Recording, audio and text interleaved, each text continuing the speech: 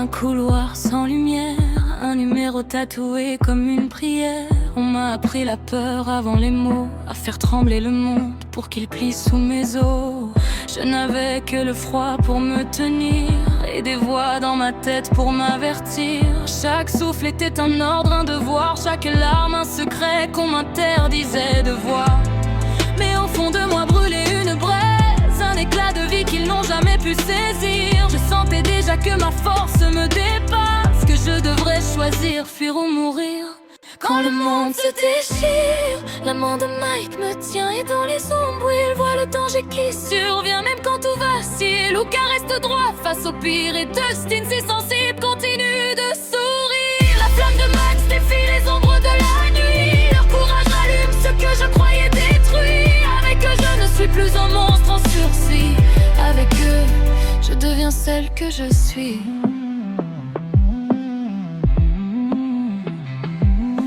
Trouver une famille dans un salon en désordre, des rires maladroits, des promesses sans ordre. Ils m'ont appris que la douceur existe, que mes mains peuvent protéger, pas seulement résister. Mais l'ombre me suit, elle connaît mon nom, elle murmure encore dans mes visions. Je porte en moi les cicatrices du passé et la peur de ne pas exister. Pourtant leur voix me ramène à la vie, elles me disent que je ne suis plus seule ici. Je sens mon pouvoir trembler dans mes veines, mais cette fois je n'ai plus peur de la peine.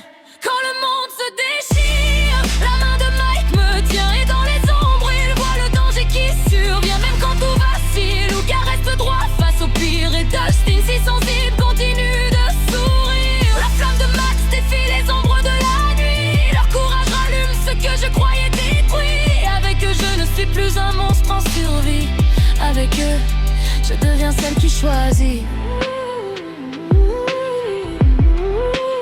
Je deviens celle qui choisit.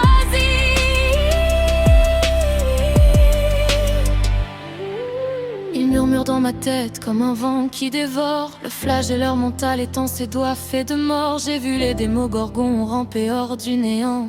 Leurs cris lacèrent encore mes nuits d'enfant. Et dans le silence, je sens Vecna qui m'appelle. Son souffle glacé, ses pensées me harcèlent.